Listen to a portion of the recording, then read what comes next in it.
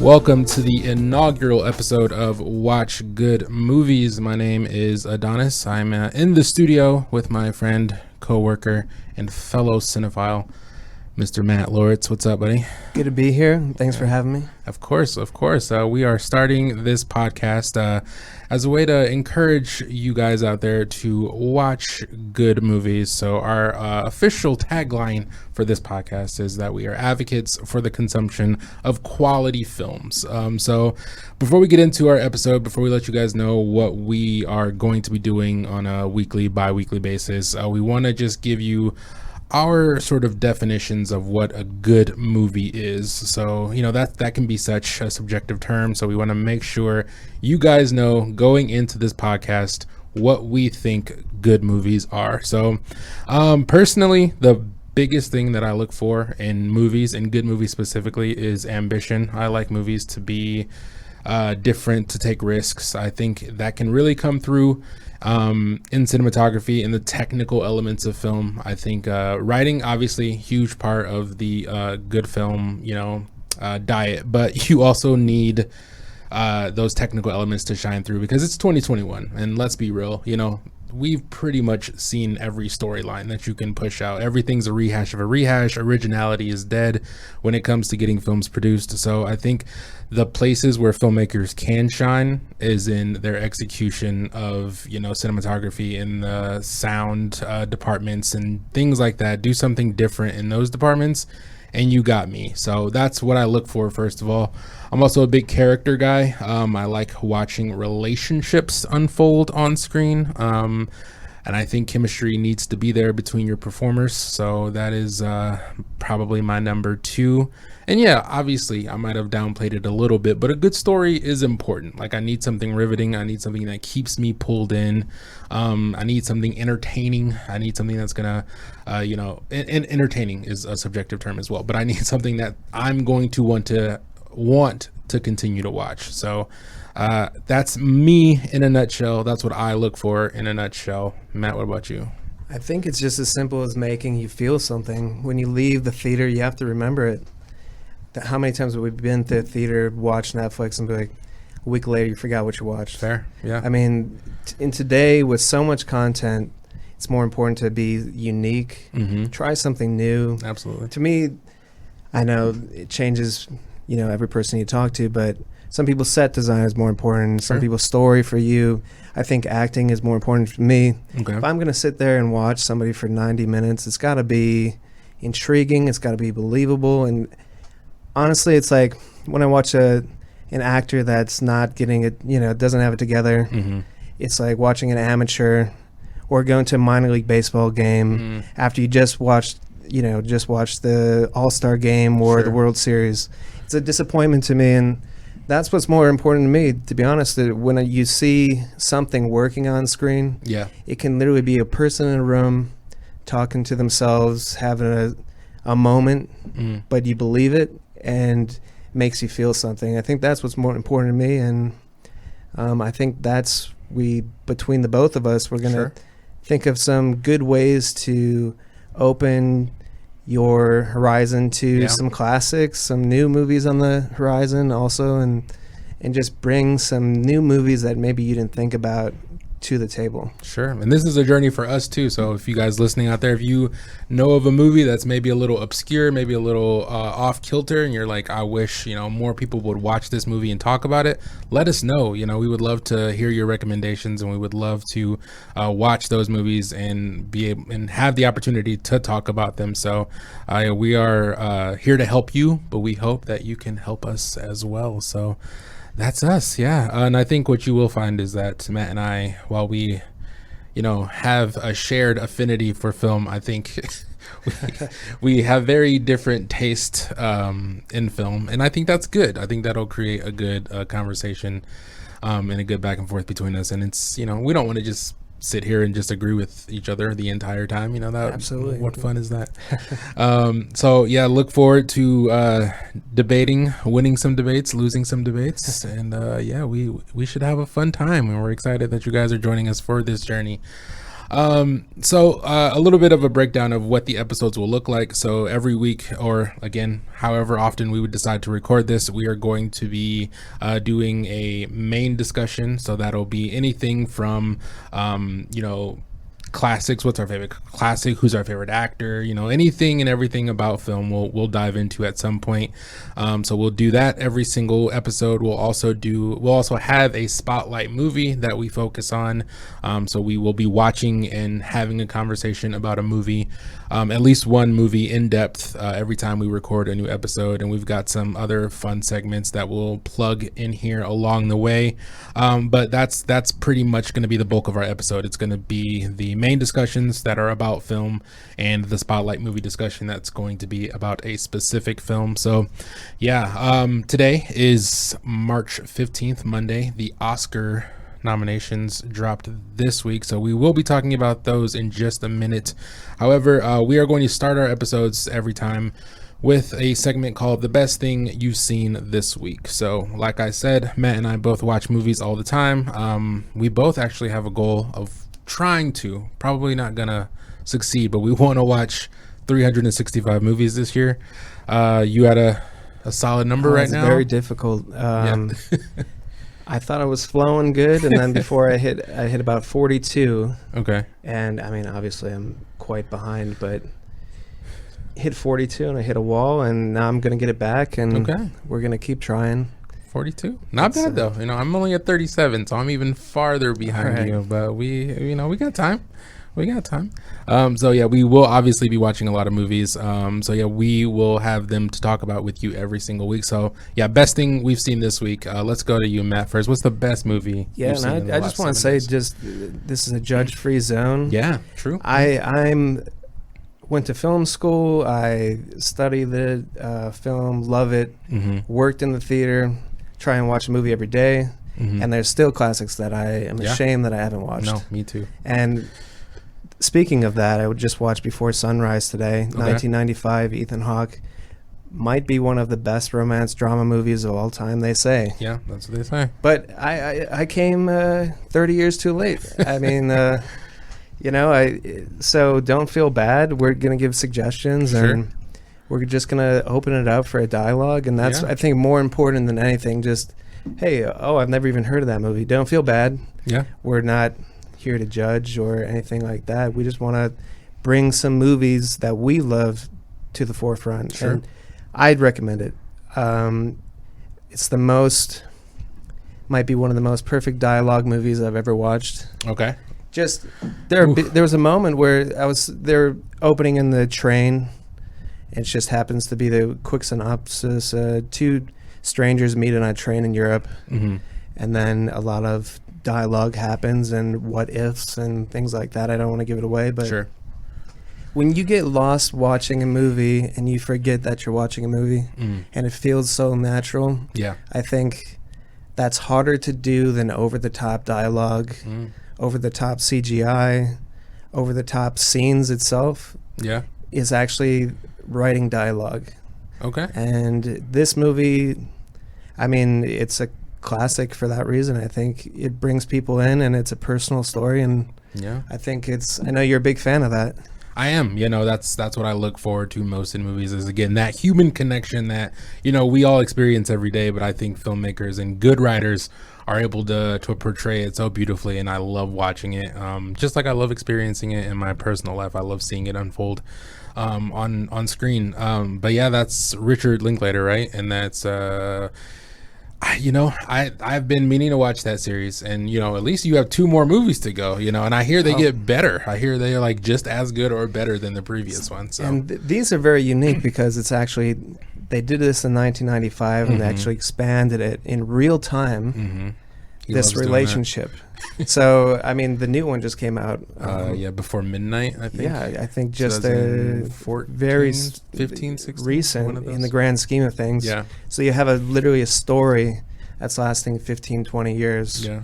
And you're seeing these characters actually age. I mean, that's a very unique situation, but I definitely recommend it. Yeah, no, I'm super excited to dive into them.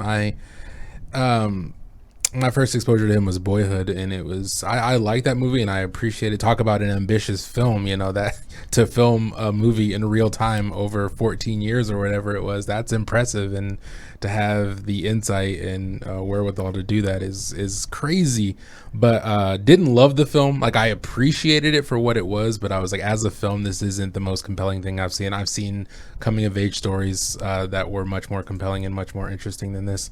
But I thought, technically it was incredible, and I was just very impressed with the entire process of the film. But obviously he's a great writer. Obviously he knows humanity, so I'm super excited to what's so great about these films, though? It's like he didn't go down to the studio and say, hey, I want to remake Ghostbusters. That's fair. Yeah.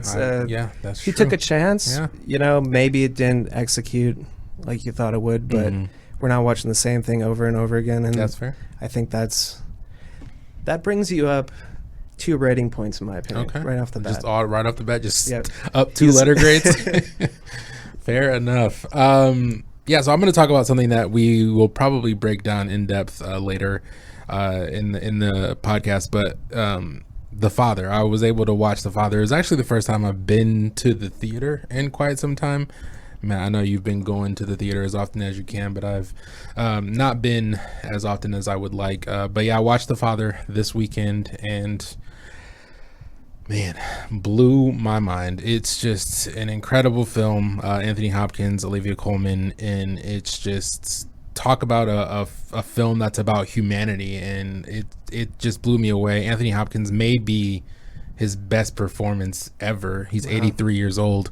And delivered one of, if not the best performances of the year, and maybe the best of his career. It just blew me away, and the way that the film was edited was one thing that stood out to me. And I know that's not something you might think about a lot, but the way that the film is cut together, because of the subject matter and because of the plot of the film. I don't want to spoil it if you guys haven't seen it, or if you like to go into films blind. But what happens in the film and the way they edit the film together, they just go hand in hand, and they just work perfectly. And it's just such a well done film. And Olivia Colman is great in it. She's slowly moving up the ladder to becoming one of my all-time favorite performers. She just blows me away every time I see her in something new. It's just a phenomenal film.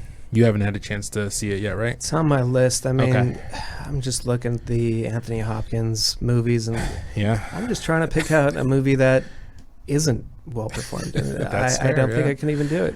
No, he is a powerhouse, a juggernaut, if you will, in film.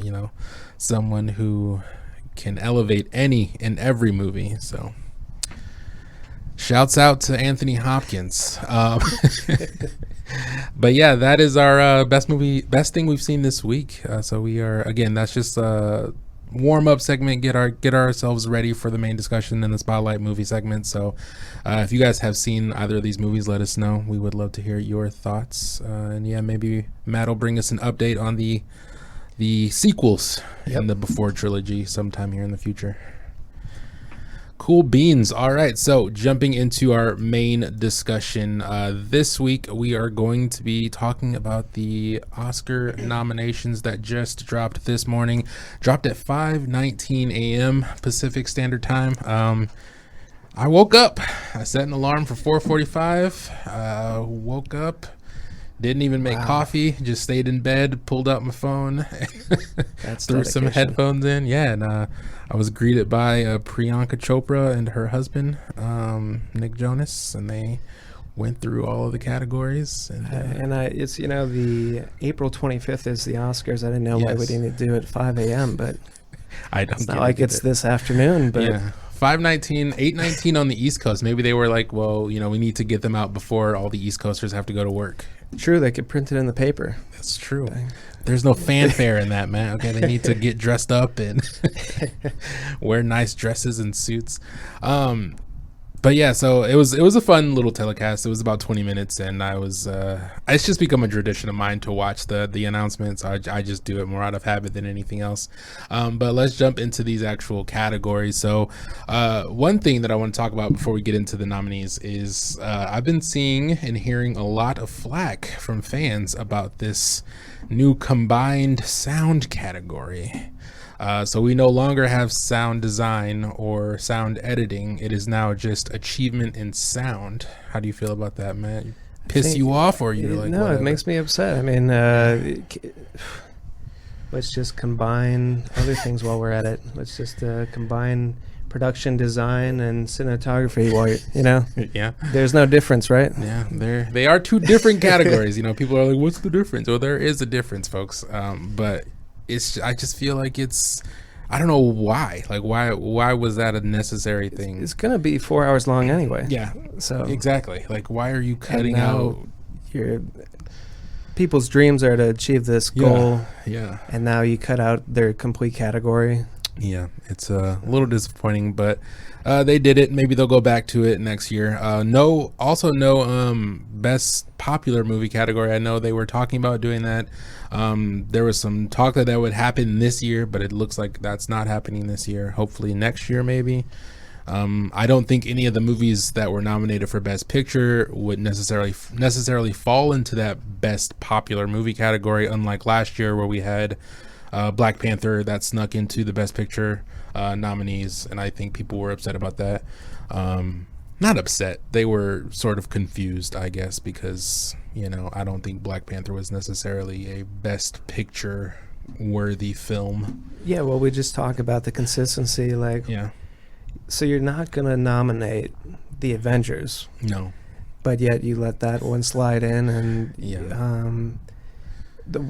who do you let in then? Yeah, it's tough. They had the opportunity to nominate 10 movies in that category, but here we are with 8 again. So, and people are upset that Tenet didn't get a nomination, and it's like, I don't have an argument as to why if they had an extra spot. I can understand if there was 10 movies that were like, okay, yeah, these 10 are great movies, what are you gonna sacrifice for Tenet to sneak in there? But there was only 8. They can nominate 10. So why? I don't understand why you wouldn't nominate 10. I don't get it. I've never understood that. Just looking at this list, I think we're going to start our first argument right off the bat. You said you're excited. I think this is. I take off the Oscars every year, watch the whole show. Sure. And I honestly am just disappointed. There's nothing that I'm excited about during these Oscars, and I thought it was an opportunity to let some people who, look at the best actor role, best actress, because the Leos and the Brad Pitts and the Daniel Day-Lewis isn't around anymore, but now is the opportunity where you could slide in something different. And again, I feel like we just got the but this time a B-roll version. Harsh words. Yeah, we were talking a little bit before we started to record, and when I heard these nominees, I was pleasantly surprised. I was like, okay, there's a couple of a film in here that I wish would have gotten a little more recognition. There's an actor that I wish would have gotten recognition, but overall, all of the movies that were nominated were top 10 movies in my opinion. Most of the performances are solid performances that I've seen. No, there's a couple in here that I haven't seen yet, so I'll reserve judgment. But I feel like they did a good job with what they had. Like 2020 was tough. Hollywood wasn't pushing out movies, and especially not in the traditional way. And I feel like they had to. You got to work with what you have. And I don't know what else they could have done. Okay, before we get into breaking down these nominees, is there a movie in particular or a performance in particular that you wish would have made the list? I think it's more just, to your point, they did everything nominated was worthy this year. But I just look back to 2020 and how epic of a year that was, and how I could say any of these actors, for example, could have won it.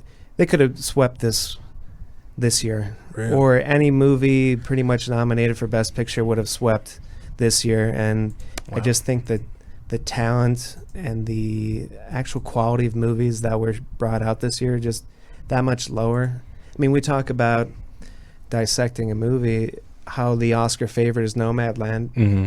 I watched this movie, and I know you loved it, and we'll talk about it. Absolutely. But comparably, let's just bring down the list right now for, best film from 2020. Okay. And I'm just trying to bring it up. And I agree with you to some extent. I think that obviously the movies that came out in 2019 as a collective are much better than the movies that we got in 2020. But again, is that whose fault is that? I mean, you can blame COVID, right? I mean, but I mean, it's tough to compare because of the climates, because of the pandemic. So, I mean, but you have absolutely, and I agree, but you have these epic movies like 1917 and Joker and Once Upon a Time in Hollywood, and Parasite ended up sweeping a lot of categories. The Irishman, which had an epic cast and director. Little Women had a great female cast, and Jojo Rabbit was a very unique story. Marriage Story was just, you can't get more personal than that. Two A-list actors going back and forth throughout the whole movie, and then just compare it to this year, and it's just very difficult. A little bit of a hot take here, maybe, but I would say, with the exception of 1917, Marriage Story, and Parasite, I feel like the movies we got this year were better. Wow. See, that's like, just listening to you read off that list, I was like, I honestly, and I'm looking at the list for this year, and I think it might be recency bias. It might be because I, was able to sort of watch these movies several times over, because most of them are available on streaming, and I was able to dissect them a little bit more. But yeah, I honestly think that this is a better competitive, category this year. See, that's amazing to me. But then, I'm looking at the best pictures and look at all these Mank, Minari, Nomadland, Promising Young Woman, Sound of Metal. These are all very intimate casts, Sure. intimate stories, not over the top. Yeah. I mean, 1917 was a masterpiece in cinematography, but at the same time, it was, how personal were you in that moment? Exactly. And so I definitely understand where you're coming from, but just comparably, I just wish we had a little bit of both. Yeah. And I don't think we had something in that caliber. And I mean, I don't blame anybody. Why would anybody, release a 1917 during COVID? Yeah. Financially made no sense. And I'm surprised we even got a few on this list, to be honest. All right, let's break it down. Let's go through these categories. Let's start with Best Picture. We've been talking about that one, so let's just jump straight into that one. So, Best Picture nominees this year, 8 of them, starting with The Father, Judas and the Black Messiah, Mank, Minari, Nomadland, Promising Young Woman, Sound of Metal, and The Trial of the Chicago 7. Of those 8 movies, I have seen everything except Promising Young Woman, which I have not watched yet. I haven't seen Minari yet, which I am planning to fix that hopefully sometime either later today or later this week. And then Mank I have not watched yet because I wanted to rewatch Citizen Kane before I watched Mank. So those 3 I have not seen. The rest I have seen. And yeah, I think they are all phenomenal, with the exception of maybe The Trial of the Chicago 7. That one doesn't make sense to me. I know Aaron Sorkin is an Academy darling. It's a fun movie. It's a movie that I think is important. I think the story is important, but I don't think it was well executed. It just felt like it missed the mark for me. Like, I felt like it was too lighthearted in the delivery of the content. And it just didn't work. It didn't work for me. I didn't dislike it. I thought it was incredibly well written, but I just, as a film, I was like, I can leave this, maybe save for a couple of performances. Eddie Redmayne was really good. Sacha Baron Cohen was really good. But that's the only one that I've seen that I don't necessarily think belongs on the list. Sound of Metal, I'm really happy to see get some recognition. I was a little bit worried that wouldn't make the cut, but glad that they're getting that movie some recognition. It's fantastic. If you guys haven't seen it yet, please do. Amazon Prime, it's free. Nomadland, obviously, I haven't seen Minari yet. Super excited to watch that. Judas and the Black Messiah is a powerhouse of a film. I talked about how much I like The Father, so yeah, I think they did okay when it comes to the Best Picture category. Matt, what's your beef? What's your problem? I don't know. I'm just looking at the list, and it's None of these stand out to you as movies that, let's say, would have made the cut. And do any of these movies, if they would have come out in 2019, would any of them made the cut? not a single movie would have made the cut, in my opinion. Wow. And I've we have yet to had our Best Picture showcase where we're going to watch everything, but so I haven't seen the ones that I actually wanted to. Okay. The Father, Judas and Black Messiah, and Sound of Metal. Okay. It's the three I'm most excited about, and I haven't seen them yet for some reason. But I watched Mank, and as a film major, you dissect Citizen Kane, and you have to watch it, and it was just boring. And even knowing the history of it, I thought it was just poor. It was long. I'm not a Gary Oldman fan, that doesn't help the situation. But it tried to be Citizen Kane, I thought, and you're just setting yourself up for failure in that situation. Wow. To be honest, we talked about Nomadland. I think I would give it the Best Picture. Unenthusiastically. Yeah, I'm not happy about it. No, I appreciated what it tried to do. It just, in the grand scheme of things, it didn't make me. There were some moments that made me feel a little bit, and then I was just waiting for a big payoff that never happened. And without giving anything away, I don't know. It's just, why does this movie resonate with you? Nomadland? Yeah. Again, we talk. And I don't want to sound like a broken record, but I just love movies about the human experience, about connections, about chemistry. And that's literally all that movie is. It's about people telling their stories. And I think it's done in a way that is both respectful and beautiful. And I think Chloe Zhao does a great job of the pacing. And I know she did almost everything herself. Like, she edited the film, she wrote the film, she directed the film. It just seems personal. It seems like it's something that someone cared about and took the time to craft and put together, and they were very meticulous in the crafting of it, and it just worked for me. I'm a big Frances McDormand fan.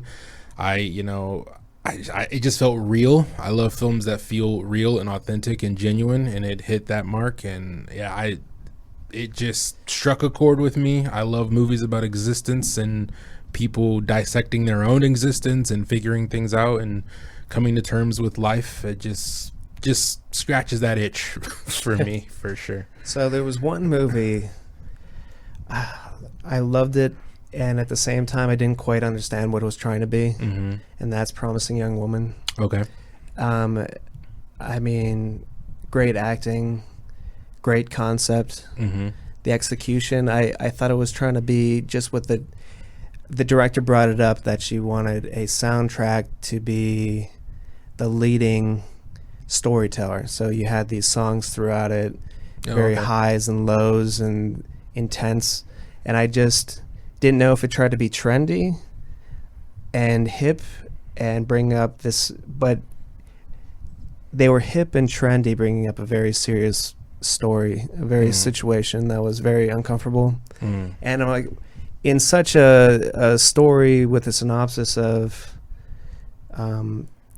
this woman, while you're following the story, it seems to me very inappropriate. I thought it was, and it should have been more serious. And when I left, I'm like, well, am I supposed to feel happy that this happened, then I'm not going to give it away, but such a horrible thing ends up happening, and then we are playing Britney Spears to the soundtrack in the credits, and it didn't hit right with me.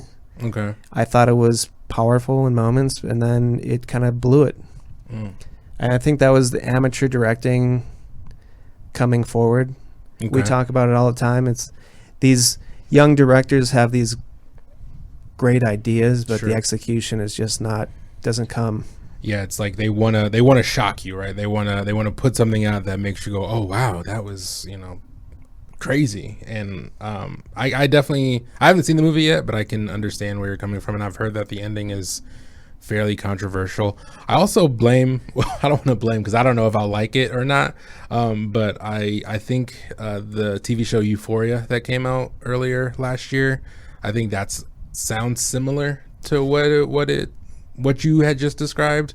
And I think so many people gravitated toward that film that maybe that's what they were trying to go for. They were trying to lean into that whole, like, let's be hip, let's be cool, but let's talk about serious subject matter. Exactly. And it was like they were trying to be funny some situations, make jokes, and then I'm like, well, that's why I'm actually really surprised. That's one of my biggest surprises, how it even made the list. I was surprised to see borderline that a dark comedy. That's what it is. But let's jump out of the Best Picture category. Let's jump to the acting categories. Let's go for actor in a supporting role. So we have Sacha Baron Cohen in The Trial of the Chicago 7, Daniel Kaluuya in Judas and the Black Messiah, Leslie Odom Jr. in One Night in Miami, Paul Rossi in Sound of Metal, and Lakeith Stanfield in Judas and the Black Messiah. So one thing you pointed out earlier was that we have a dual supporting nominations here for Judas and the Black Messiah. Yeah, I guess there was no leading star. Yeah, and it's an interesting movie because the movie, I feel like, is much more about the story than it is about the characters. You know, I think they sort of labeled this and tagged this film as like a quasi like Fred Hampton biopic, but it ended up not being that, and it's just as much about Lakeith Stanfield's character as it is about Daniel Kaluuya's character, and it's sort of about the dynamic those two characters that exists between those two characters and how they're both operating on opposite sides of the law basically, but they're both dealing with these similar struggles, and it's that's what really makes the movie as powerful as it is that you're getting to see both sides of the coin equally. So I can understand why they went with the dual supporting instead of labeling one of them as the leads. I don't know who I would have picked. I would have probably have picked Lakeith Stanfield as the lead if I had to choose, but I'm okay with this. Paul Rossi in Sound of Metal is probably my pick for this category, just because I feel like he did an incredible job in that film. I know you haven't seen it yet, but you'll have to let me know what you think of it when you do. Leslie Odom Jr. was great in One Night in Miami. I was a little bummed that Regina King didn't get a directing nod for that, but we'll talk about that, I guess, in the directing category. And Sacha Baron Cohen, he's having a good year as far as movies go. You know, I was talking about surprise. The Borat sequel getting a bunch of nods was like, really? Like, that's crazy to me. Like, I haven't seen it yet, so again, I don't want to pass judgment, but I watched the first Borat and I was like, okay, this is a fun movie. I thought it was really funny when I was like 17, and then I was older than that, but and yeah, I haven't watched the sequel yet. It just didn't, pull me in. So I mean, I'll watch it now that it's an Oscar nominated film, but yeah, I was surprised. But yeah, he was one of the best parts of the Trial of the Chicago 7. Like I said, the writing, Sasha and Eddie were definitely my favorite parts. Nothing on this list of nominees doing anything for you either? It's, I haven't seen Judas yet, but okay. I feel like every time the Oscars tries to reach out to general public, then all of a sudden they'll do something like this and throw... It's like, you guys couldn't cooperate and put one of these in, might possibly be one of the best movies of the year. Mm-hmm. You couldn't have put the effort in and agreed on having one of them. Oh, okay. So it bothers you a little bit. Okay. Yeah, I think they wouldn't have done that with Brad Pitt and Leo. And like you could argue, who was the lead in that? Well, Leo was, but at the same time, they both were nominated in different categories, didn't have to compete against each other, didn't take anything away. Now they both have to campaign against each other, and it doesn't help anybody. That's fair. Yeah, I didn't think about it like that. But nothing. I mean, Sacha Baron Cohen.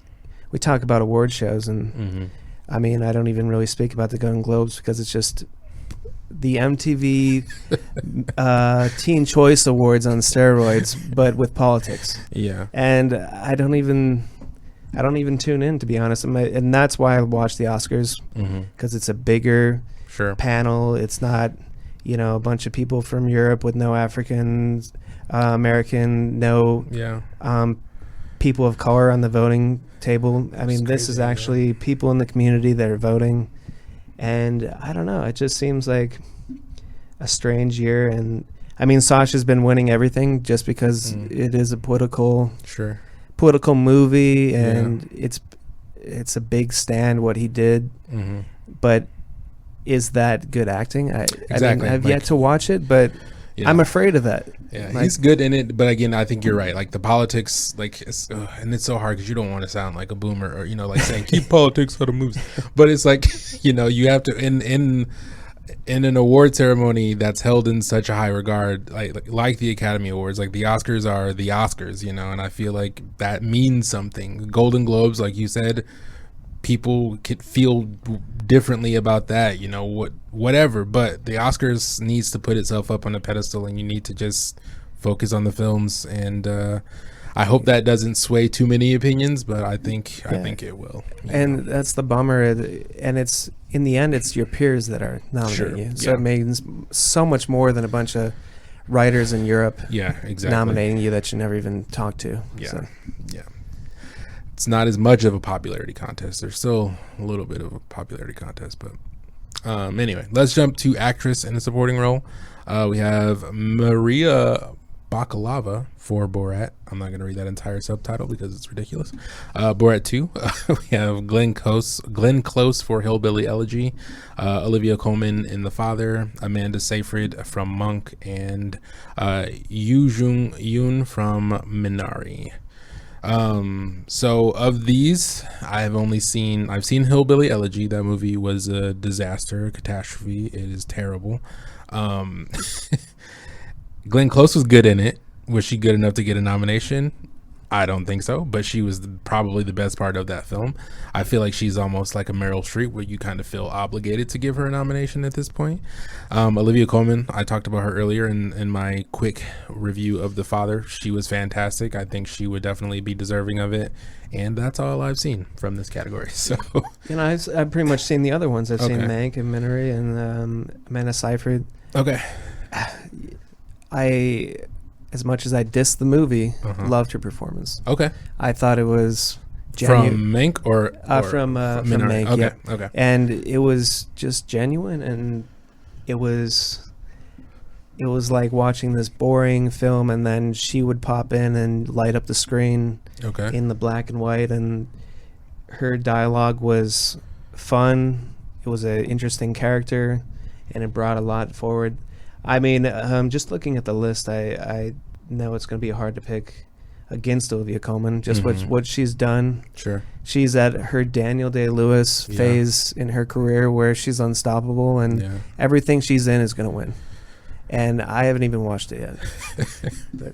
And it's interesting because her performance in The Father is very subtle. It is a supporting role in the truest sense of the phrase, because Anthony Hopkins is just magnetic in the film. Like he just commands every scene that he's in, but she holds her own with him. She's in most of the scenes with him, and she does her job. But yeah, it's just when you have a character like that, and we've talked about that in the past, not to get super off track, but when you have a character like Anthony Hopkins' character in The Father, it's just so hard to stand out against that, because he's just, you watch him and you're like, man, he is crushing this, and everything else just doesn't matter. Like this could be a one-man show and he would still be crushing it. I would say like Silence of the Lambs, like boom, Jodie Foster's career, but did we really watch it for her? Yeah. I think she was lucky enough to be on the train that was Anthony Hopkins at the time, and it carried her career. Yeah. Because when you look back, like, yeah, she did great, but at the same time, like, he was so scary, believable. I mean, that's just acting, perfect acting. Sure. That it made this movie legendary. I mean, they made sequels. They got TV shows. They got a Clarice show on TV right now. They got Hannibal with Mads Mikkelsen. Exactly. I mean, when one guy can make $1 billion franchise, and that's what he did. Yeah. I mean, he's just something else. He makes Olivia Colman look. Yeah. He's Pedestrian, in a category. Yeah. And again, like, you're watching, to go to Silence of the Lambs really quick, like, I agree. Like, you're obviously, she's the star of the film, but when you're watching that movie, especially when you're rewatching it, you're watching it and waiting for the Hannibal Lecter scenes. You're like, oh, these are just moments between the Hannibal scenes. Like, like everything is building up to the Hannibal scenes, and I think that's just the sign of an incredible performer. And yeah, he definitely deserves all the attention, and I hope he wins. But yeah, she did a great job, playing his opposite, or his, sort of playing opposite him in the film. But Yeah, and I'll have to watch Borat, I'll have to watch Minari, and I'll have to watch Mank to really make an informed decision. But right now, my money's on Olivia Colman for sure. All right, let's jump to actor in a leading role. So we have Riz Ahmed for The Sound of Metal, Chadwick Boseman for Ma Rainey's Black Bottom, Anthony Hopkins for The Father, Gary Oldman for Mank, and Stephen Yeun for Minari. Yeah, of these, I've seen 3. So I've seen Sound of Metal with Riz Ahmed, I've seen Ma Rainey's Black Bottom, and I've seen The Father. Riz Ahmed did a fantastic job. Definitely the best performance of his career, his young career. I feel like he's a very bright spot in Hollywood. I feel like he will definitely be someone who will have a great and illustrious career going forward. Sadly, I think Chadwick Boseman was on that same sort of trajectory, but obviously his life was cut tragically short. He did a great job in Ma Rainey's Black Bottom. Phenomenal film, sort of like what Anthony Hopkins was to The Father. I feel like Viola Davis was to Ma Rainey's Black Bottom. Okay. She's just electric in that movie. She just takes control and command of the screen every time she's on screen, and it's just magnetic, and she's just so good. And Chadwick does a great job, in the scenes where she's not there, but when she is there, she just pulls all the attention. So again, it's just hard. And again, it's just these characters, these actors who play these characters, and it's because of the characters, because of the writing, that they have the opportunity to do what they do with the role. But you can't blame them for that. I mean, they're doing their job. They're just doing it maybe a little too well because their supporting cast can't catch a break. But yeah, so I think he is very well deserving of the award if he wins it posthumously. I'm going to say something crazy. I think she's the Meryl Streep of the last 5 years. She is, I'm trying to think of, she's been in bad movies, but she hasn't been the reason that they've been bad. She's been in some not so great movies, but every time she's on screen, she takes her performances seriously and she just delivers. The budget of this compared to even some of these movies on this list is small. It was a Netflix film, if I recall. Yep. And yet she crushes it. Absolutely. And I don't know. Yeah, some of those monologues, you were just like, wow. You just feel like you're watching something special. You're just like, man, this lady is a beast.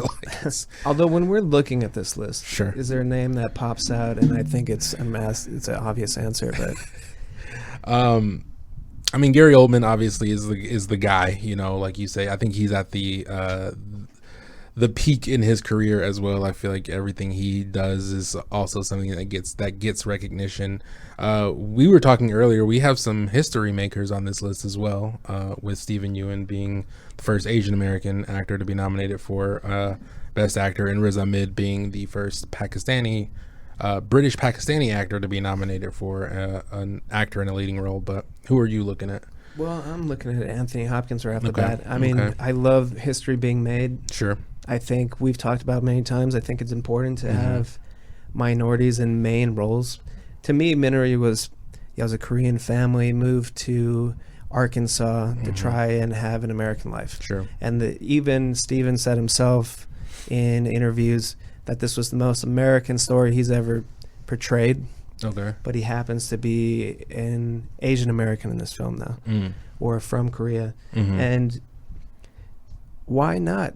I mean, we're in 2020 and 2021 now, and this is the first Asian American to be nominated. That's just mind blowing. Yeah.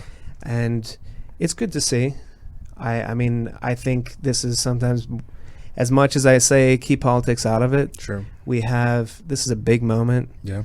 In cinema history, and I think you have to slide these things. I think it, like I said, there's certain movies that start 2 points ahead of everybody else. I'm like, when you cast a diverse, unique story and put that on the big screen, I think you got to get some points for that. Yeah. Although that being said, you have Sir Anthony Hopkins, who's just a staple in the community, and I don't know if anybody's going to beat him on that. And again, deserving of it. I can understand if it was like a Glenn Close, where it's like, okay, she's she's good, but she's not that good, in that film. I'm not talking in general. Glenn Close is amazing, but I'm just saying in Hillbilly Elegy, she's not that good. So, but this isn't that type of situation. And The Father, Anthony Hopkins, is as good or better than anybody else nominated in this category. And yeah, I think it's maybe like not fair, but hey, that's that's Hollywood.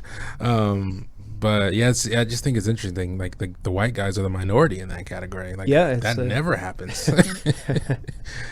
But yeah, I'm excited. I'm excited to watch Minari. I've been hearing nothing but good things, save for a couple of reviews that I've heard from you specifically. Yeah. Well, you didn't say it was a bad movie. It's compared to the list. Sure. It's worthy. Mm-hmm. Compared to any other year, mm-hmm. it would fall through the cracks, in my opinion. All right, fair enough. All right, let's jump to actress in a leading role. So we have Viola Davis for Ma Rainey's Black Bottom. We have Andra Day for The United States versus Billie Holiday. We have Vanessa Kirby in Pieces of a Woman, Frances McDormand for Nomadland, and Carey Mulligan for Promising Young Woman. This is I think it's a pretty stacked category. Off the bat, I'm gonna go with Viola Davis just because, again, I don't think I don't think she'll win because Frances is there, but I feel like she is, as far as like her performance in that movie going up against the other ones, I feel like that's the best. I haven't seen The United States versus Billie Holiday, and I haven't seen Promising Young Woman yet, so Carey Mulligan or Andra Day might blow me away once I get around to watching them. But yeah, Viola Davis, I think, has the most powerful performance of the 5 that I've seen. Vanessa Kirby, I liked Pieces of a Woman. I thought it was a poorly executed film. I thought it could have been done a lot better. It felt weak to me. It felt like almost watered down. I feel like they could have done a lot more with the subject matter. They could have done a lot more with the performances. Again, it felt safe in some instances. I understand some of the decisions that they made, but it just really wasn't. It really wasn't much of anything to me. It wasn't special. Sorry, I know that sounds a little harsh. And obviously, I love Nomadland. We'll break that down next week. But I think that Frances McDormand is definitely one of the best parts of the film. But I think the film does her a lot of favors in the way that it's put together. I think if you take Viola Davis's performance out of Ma Rainey's Black Bottom, the film is just not. It's nowhere near as good as it is with her in it, and I think that's sort of where I draw the line as to why she deserves to win the award. Yeah, all valid points in my opinion. And I've been hating on this list the whole day, but yet I look at this category and this. Yeah. I feel like this actress in a leading role might be the best category talent-wise out of the whole Oscars. Oh, wow. Okay. And these are heavy hitters. Yeah. Frances McDormand and Viola Davis, and then you have some young up-and-coming talent. Yeah. Carey Mulligan's been around a long time. She's been around a lot. I ripped this movie apart, but at the same time, she wasn't what I was ripping apart. With what was in front of her, it was a perfect performance on her end. Frances McDormand's going to be hard to beat. Vanessa Kirby's, I know it's not her debut role by any means, but to me, I watched that in the theater, even though it was a Netflix title, and I was blown away in the moments that she was in. To your point, the story was, the idea was there, the execution wasn't 100%, but I wanted more. I think out of all these roles, Vanessa Kirby was, I just wanted to watch more of that. And out of this list, I think she's my favorite with what I watched. But I feel like this category could stack up into any other year. Okay. And that's, I'm happy about that. Yeah. Finally. That's something. Hey, we'll take it. We will take it. All right, let's jump to the directing category. This one has some interesting choices, I think. So we have Another Round by Thomas Vinterberg. We have David Fincher for Mank.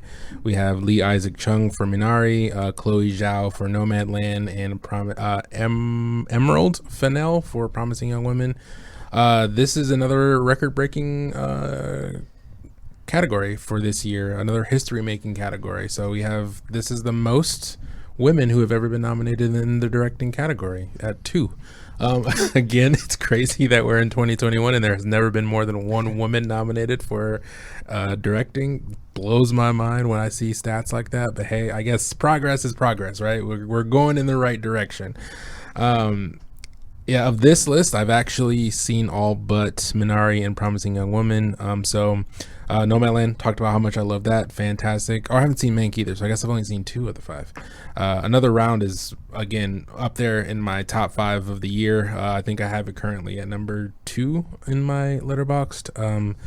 Maybe number 3, because I think I probably moved The Father into that number 2 spot. So, but yeah, fantastic film, and I think the directing is really what pushed it into that being special. Just the way that it was edited together, the way it was cut together, the way the characters were sort of used in the film, I thought was fantastic.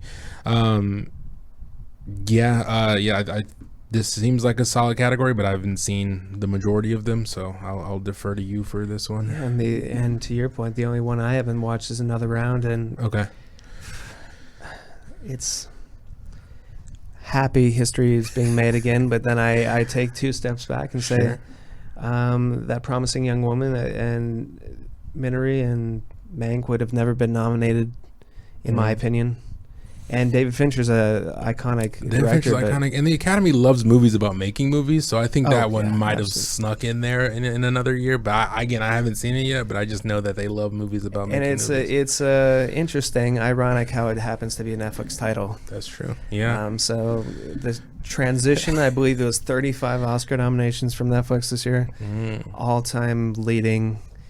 I mean, they are the movie industry. And that's true. And they weren't even allowed in a few years ago. Like, you couldn't even be a Netflix film and nominated. Steven Spielberg is going to be very unhappy. Mank is the number 1. 10 nominations, the highest nominated film this year. It's, wow. Yeah. But of the ones that you've seen, who would you reluctantly give it to? I have to give it to Nomadland. Okay. As much as I don't like the move, I feel like it's sometimes the most subtle movies are the hardest to direct. Yeah. And it does, and then I say that, but at the same time you have Frances McDormand. It's like directing Anthony Hopkins. Is it actually how much directing is actually happening? Yeah, that's and in this particular movie where we're watching her 100% of the time, and a lot of wandering and a lot of artistic shots. Maybe she pulled the best out of Frances, and I'm not giving her credit, but if we're talking about, I don't know, just pure talent coming out of the actor, I think she definitely achieved that with Frances. So I'm going to have to give it to her. Hey, we'll take it. Nomadland. Let's sweep the Oscars. Let's do it. All right, we'll do the writing categories, and then we'll close out this conversation. So for Best Original Screenplay, let's see what we have here.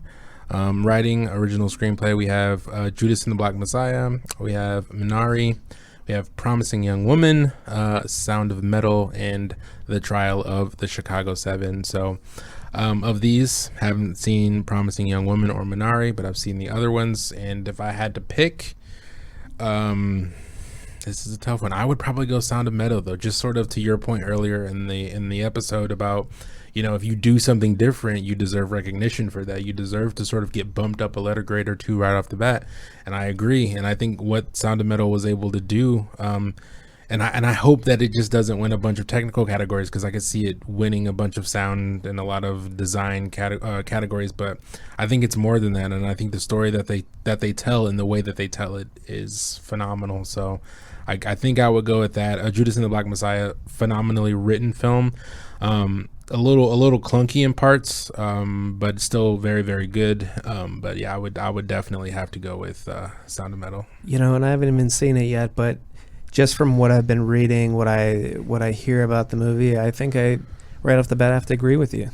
And that's saying something with not having watched it. Sure. You have to give it the points. Yeah. Promising Young Woman, I feel like was that different, was that X factor, and then they went the other way with it. Wasn't serious enough for me. Okay. I feel like that could have been something special, but I'm gonna have to go with Sound of Metal. Awesome. Yeah, I'm hoping that wins something. You know, I think it deserves recognition, and obviously, if you win Oscars as a film, more people will watch the film. So, I just think that's a film that more people need to see. I don't think it's getting nearly enough attention. So, I hope any wins will drive people to actually press play on Amazon Prime. All right, let's jump to writing adapted screenplay, Borat 2, and I found this out today that. As I was reading some comments on Reddit, and they were like, why is Borat an adapted screenplay? Any sequel is an adapted screenplay by Academy standards. So it doesn't matter if it's based off of something else. Good fun fact, right? Yes. So anything that is a sequel is automatically an adapted screenplay. The Father, Nomadland, One Night in Miami, and The White Tiger. That's probably the most random one that I've seen. Yeah, it's like a hybrid Bollywood American thriller classic. Yeah. With a big cast. Yeah. Priyanka Chopra. And very random, as you said. Yeah. She got very excited when she read that during the telecast this morning. So, good for them. But yeah, I haven't seen it. It's on Netflix. I don't know why I haven't watched it yet. I didn't realize it was going to be an Oscar-nominated movie. That's why, if I'm being completely transparent. But I'll watch it now. One Night in Miami was phenomenal. Like I said, I'm sort of upset that Regina King didn't get a directing nod for it. It was her debut as a director, so maybe they are just like, you gotta direct a couple movies before we can give you a nod. But they gave Emerald, right? Promising Young Woman, this is her first film too. Right? Yep. So I don't know what doesn't happened, make sense. It's like the old. I think there was an Argo situation this Oscar too. Like, what was it? Ben Affleck. He won Best Picture, but it wasn't nominated for director. Didn't even get nominated for director. So it just magically appeared out of nowhere. Yeah, which is not going to give Best him Picture. And he was a producer on that too. Yeah, and the main star, producer, director. Yeah. Oh man. But they just don't like Ben. Poor Ben. Poor Ben. Yeah, out of this list, it would have to be between The Father and Nomadland. I would probably go with The Father, just because the way that film is written, sort of similar to Sound of Metal. I think it needs to be celebrated and appreciated for what it did and how different it was, and the light that it's going to shine on what am I trying to say? The light that is going to shine on like dementia and Alzheimer's, like it's going to make people think differently of it, and I think that deserves to be celebrated as well. Again, not trying to be super political about it, but I think they do something interesting with the writing and with the technical aspects of the film that make it that elevate the film as a whole. So I would definitely go with The Father for best adapted screenplay. And I haven't even watched it yet again, but just what clips I've seen, what I've read, it seems like a very dialogue driven movie. Mm-hmm. I mean, Anthony Hopkins isn't going to the carnival or on a roller coaster. It was dialogue driven movie. Mm-hmm. And I feel like that gets me 2 points again. Yeah. Starting off, and you start out with heavyweight actors, a great script, and you got yourself an Oscar winner. So. Yeah, no, for sure. All right, so yeah, we'll cap it there. We know there's a lot of other categories that we didn't go through. If you guys want to hear us talk about those, let us know, and we'll do it in a future episode. But with that being said, we are going to take a quick break, and when we come back, we'll introduce another segment, and we'll get to some other stuff. We'll be right back.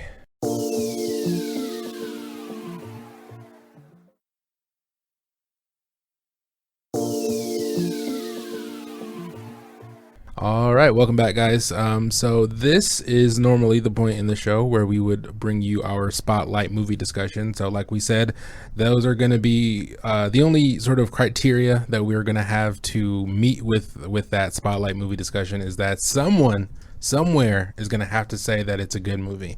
So whether that be Matt, whether that be myself, or whether that be one of you, you're going to let us know that you think X is a good movie, and we will watch it and we will have a conversation about it, and we will either agree with you or disagree with you. So we're going to be doing certifications, I'm calling it, quote unquote.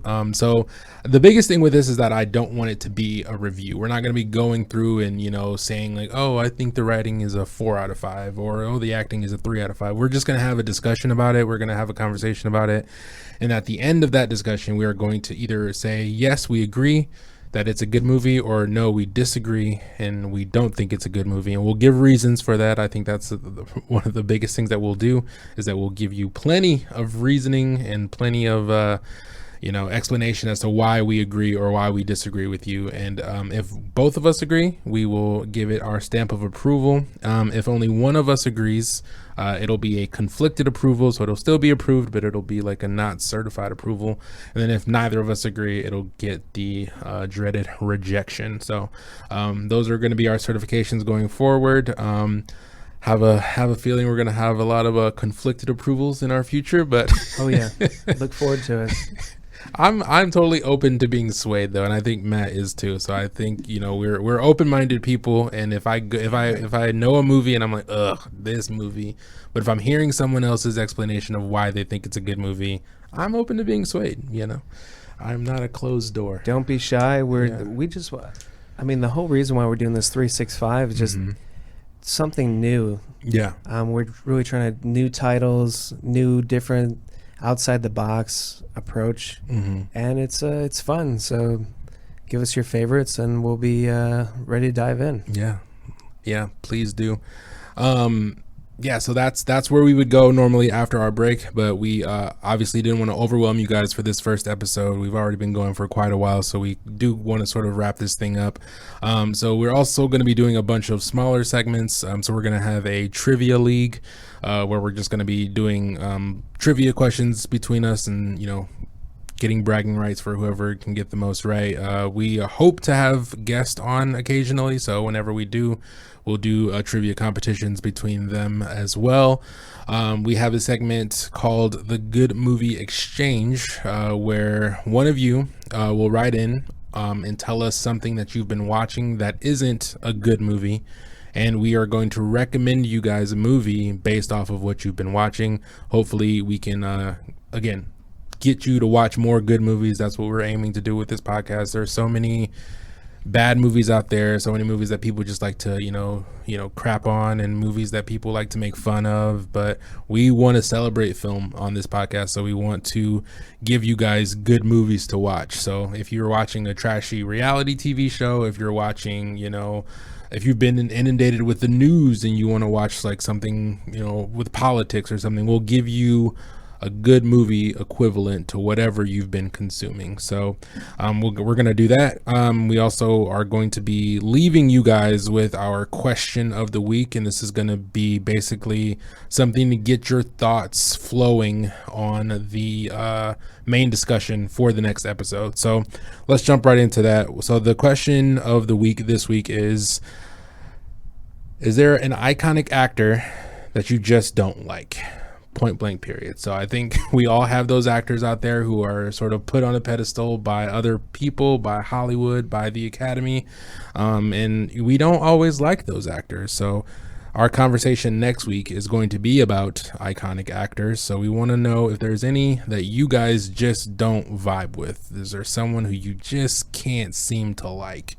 So that's what we'll be talking about next week. So get your answers ready to that question, and we will read them on our next episode, and we will break down that conversation. So yeah, that's pretty much our inaugural episode, guys. That's what we're going to be doing every episode. Looked like you wanted to say something. I'm just excited. Yeah, don't be shy. Just let us know your opinions. If there's something you guys would love to talk about, whether it be more technical, more general, more just dissecting a particular movie, an actor, or a scene. Sure. Yeah. I mean, it could be one scene that we could talk about for 30 minutes and really dissect it. Just give us some ideas, and we'll definitely be excited. We're two lovers of film. Yeah. Sometimes I'm a little hard on a film. Doesn't mean I don't like it. Yeah. Just sometimes it might not be my particular movie that I love, but there's nothing to say that I don't appreciate it. And I think we're both on the same page with that. Just bring anything to the table and we'll give it a shot. Sure. And if it's a movie that you think is like a random movie, or if you're like, it's kind of like a guilty pleasure, tell us why. Like, if you think something is a good movie, include that. Be like, hey, I love this movie because. So that'll give us sort of a jumping off point as to, where we can start potentially appreciating the films that you guys send in. So we're totally open to anything and everything. So, next week, like I said, we're going to have our discussion about iconic actors. We're going to be having our discussion on Nomadland. That'll be our first spotlight movie discussion. We're going to discuss your answers to the question of the week, and got some other fun segments coming up. So, thank you so much for listening. Places you can find us. We are on Facebook and Instagram at Watch Good Movies. You can just search for us at Watch Good Movies. On Twitter, we're Talk Good Movies. So if you want to hit us up on Twitter, you can follow us at Talk Good Movies. And you can also write emails into wgmpodcast@gmail.com. We'd appreciate emails. We'd appreciate you guys following us on social media, any and everything. So that is going to be our official closeout for our first episode. I think it went pretty well. Yeah, it went good. Felt the flow. Yeah. So we're excited. We're excited to continue this journey with you guys out there, and we hope you are excited as well. But until next time, my name is Adonis. My name is Matt. Thanks for listening, guys.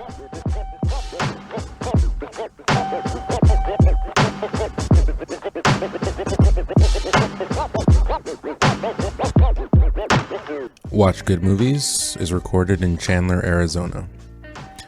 Our producers are Adonis Ship and Matt Loritz. Our intro music is Think This Through by Dylan Sitz. Our outro music is I'll Treat You Right by Matt Large. Our editor is Adonis Ship.